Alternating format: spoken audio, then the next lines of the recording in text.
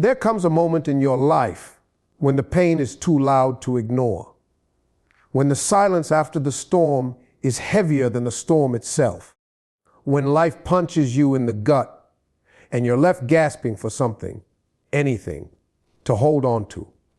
And in that moment, you've got two choices: let the pain break you or let it build you. See, pain isn't here to destroy you. It's here to develop you. It's life's way of waking you up, stripping away the excuses and saying, now let's see what you're really made of.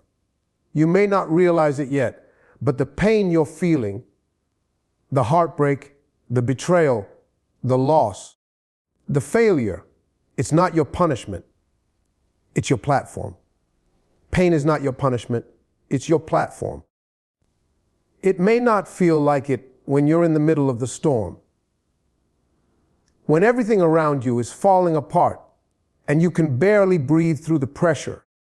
It's easy to believe that life is punishing you, that somehow you're being targeted, forgotten, or left behind. But what if the very thing you're calling pain is actually the ground where your power is going to rise? You see, pain doesn't show up to destroy. It shows up to reveal. It reveals what you're made of. It reveals what you've ignored. It reveals your strength, your grit, your truth. The greatest breakthroughs don't come on the mountaintop. They're born in the valley. And that valley you're in right now, that deep, dark, heavy place where no one seems to understand you, that's not your grave. That's your launch pad. You don't get the crown without the crushing. You don't get the anointing without the agony. It's in the struggle that we discover the fire that comfort could never light. It's when the world turns its back that you finally hear your own voice. And maybe, just maybe, the pain you're carrying is the very thing that's about to carry you. We've been conditioned to fear pain, to run from it, to escape it at all costs. But there's power in facing it. When you stop asking, why is this happening to me? And start asking, what is this teaching me? That's when the shift happens. That's when pain stops being your prison and becomes your platform. Because the world doesn't need another person who pretends everything is fine. The world needs someone who's been through the fire and still came out of on fire. Think about it, the strongest people you've ever met, the most inspiring stories you've ever heard, the ones who move crowds and shake rooms, they all have something in common: pain. But they didn't let it define them. They let it refine them. They took the ashes of their brokenness and built a platform so solid that others now stand on it for hope. So don't waste your pain. Don't numb it, deny it, or bury it. Use it. Let it sharpen your vision. Let it deepen your purpose. Let it create a story that will someday be someone else's survival guide. What hurt you is real, but what you build from it can be unstoppable. You're not broken beyond repair. You're broken open for transformation. This isn't the end. This is the becoming. And when you come out of this, when the healing starts turning into strength, and that strength turns into power, you'll look back and say, that pain was the very thing that pushed me to my purpose. What was once your struggle will become your stage. And from that stage, you'll lift others who thought they were alone in their pain. Because pain was never your punishment. It was your platform. You have the power to transform pain into fuel. That truth alone can change your life. Because here's the thing, pain by itself doesn't make you stronger. It's what you do with the pain that creates strength. Everyone goes through something. Everyone's been knocked down, betrayed, broken, overlooked, or underestimated. But not everyone chooses to take that pain and build something with it. Most people either run from it or let it eat them alive. But you've got another option. You've got the power to flip the script, that rejection, fuel. That heartbreak, fuel, that moment you felt like you were at rock bottom, pure fuel. But fuel only works if you ignite it. It only turns into energy if you use it with purpose. You've been handed a fire. You didn't ask for it. Maybe you didn't deserve it. But it's burning in your chest anyway. Now you can let it consume you, or you can let it refine you. Take that pain and work harder. Get up earlier. Stay up later. Use it to sharpen your focus, to drown out the doubt, to silence the voices that said you wouldn't make it. Pain gives you an edge. Because when you've been through enough, when you've cried silent tears behind closed doors and still showed up, when you've lost more than people know and still keep giving, that's not weakness. That's your superpower. That means your fire's still burning. That means you've got something in you that pain couldn't take away. It's easy to be strong when life is easy. But the real ones, the ones who win, they're the ones who took pain and have made something out of it. They turned their rock bottom into a foundation. They turned their scars into reminders, not regrets. They stopped letting the past define them and started using it to fuel a future that no one saw coming. Let your pain be the reason you don't quit. Let it be the reason you show up on the days when nobody would blame you for staying down. Turn it into energy, into resilience, into drive. You're not less because you've been hurt. You're more. You've seen things. You've felt deeply. And that depth, that's where greatness is born. This is your turning point. Right now. You don't have to carry pain like a burden anymore. You can carry it like a torch. Light the path with it. Push forward with it. Use it to rise. That pain didn't come to destroy you. It came to give you fuel for the fire you were meant to burn with. Strength is forged in fire, not in comfort. You don't become resilient by having an easy life. You don't become wise by skating through smooth roads. Every powerful, grounded, unshakable person you see today, they were built in the flames, not in the applause, not in the wins, but in the moments when life hit them the hardest and they chose to stand anyway. See, comfort keeps you still. It lulls you into staying where it's safe, where it's familiar. And sure, it feels good, but nothing grows in comfort. Nothing extraordinary comes from playing it small or avoiding the heat. Fire is uncomfortable, it's painful, but it also refines. It strips away what's unnecessary, what's weak, what was never meant to stay. Fire burns, but it also purifies.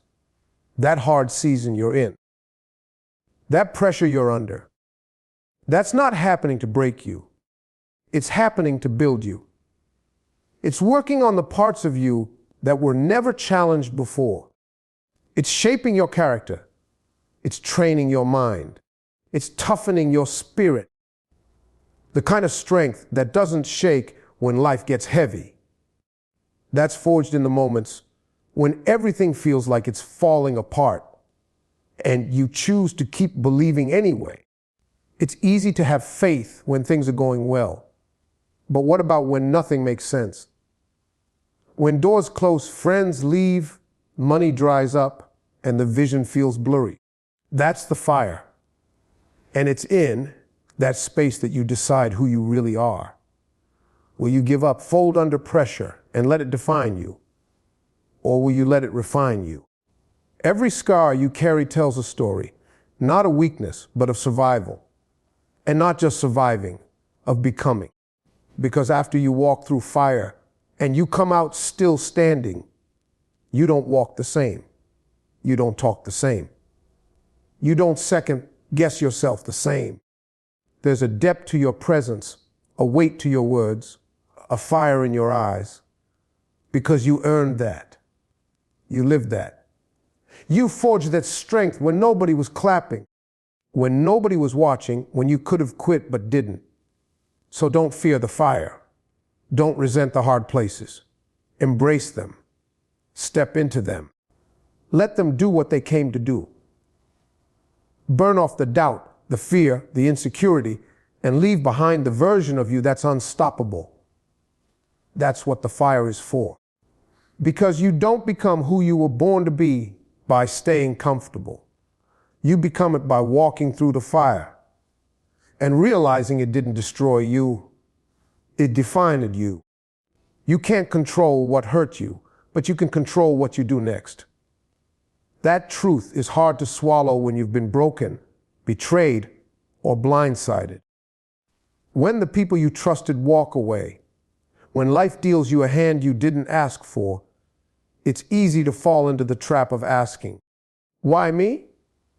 It's easy to replay what happened, to live in that pain over and over like it's still happening today. But here's what you need to hear. What happened to you is not as important as what happens through you. You might not have chosen the heartbreak. You didn't ask for the setback. You didn't deserve the loss. But life has a way of throwing us into situations we can't control to teach us lessons we can. What you do after the pain, that's where your power lies. Because your future isn't written by what hurt you. It's written by what you decide to do now. You've got two choices.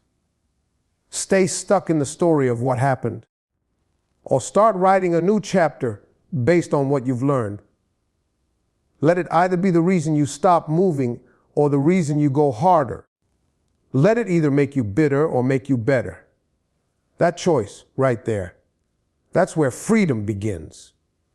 You can spend years blaming the past. You can point fingers. You can wait for apologies that may never come. But while you're waiting, life is moving. Your calling is still calling. Your destiny is still wide open. And the longer you stay frozen by what you couldn't control, the more time you lose, becoming the person you were always meant to be. You don't need closure to move forward. You don't need revenge to rise. You don't even need everything to make sense. What you need is God's decision. A decision to say, that hurt me, but it doesn't define me. That broke me, but it doesn't end me. I've still got breath in my body, fire in my soul, and purpose in my pain. And I will not waste another minute letting the past run my life. See, healing isn't about forgetting. It's about reclaiming. Reclaiming your power, reclaiming your time, reclaiming your peace. It's about saying, I can't change what happened, but I can change where I go from here. And where you're going, it's better than anything that's behind you. You've got the pen in your hand now. You're not powerless. You're not a victim. You are capable. You are called. And the comeback starts when you stop giving energy to what broke you and start building something greater than it ever touched. Your story isn't over. It's just getting good. That pain you went through, those tears you cried, the nights you spent questioning your worth, they weren't the end. They were the middle. They were the turning point. See, most people think the moment life breaks them is the end of the chapter. But what if I told you that's the part of the story where the hero rises? That's where it shifts. That's where everything changes. Too many people stop in the middle of the pain.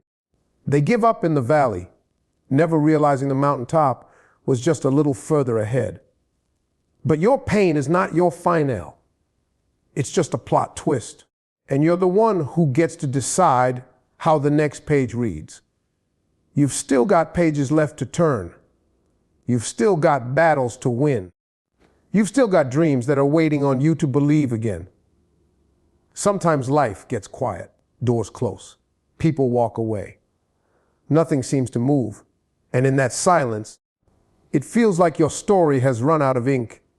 But God didn't bring you this far to leave your story unfinished. That disappointment, it didn't come to define you. It came to develop you. That setback, it's just the setup for something greater. You may not see it yet, but you're being positioned stretched, and prepared. Every great story has a moment where all seems lost, but then something shifts. The character finds a new strength. The fight gets fiercer, and what looked like defeat becomes the foundation of victory. That's your story too. You're in the middle of your rise. Don't close the book now. Don't walk away from yourself. Don't assume that because it's been hard, it's over. It's not. You're still here. You're still breathing. And if you've got breath, you've got purpose. The enemy wants you to quit because he knows what's still in you. He knows what's coming if you don't fold.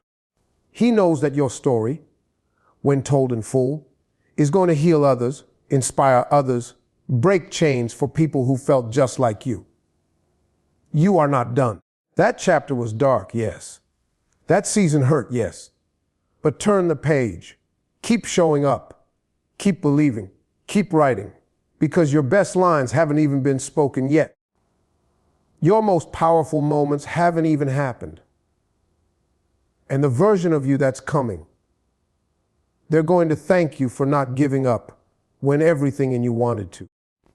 So remember this, your story isn't over. It's just getting good. No matter what you've walked through, no matter how deep the wound or how long the wait, your pain has a purpose and your story still has power. You may not have chosen the battle, but you can choose your response. You can choose to rise. You can choose to heal. You can choose to turn that pain into power and that struggle into strength. This isn't the end for you. It's a new beginning. The fire didn't burn you down. It built you up. The rejection didn't break you. It redirected you. Every hard chapter led you here, not to stop, but to step forward. So hold your head high, square your shoulders, and keep walking. Because you're not done yet. You're becoming. You're evolving. You're rising.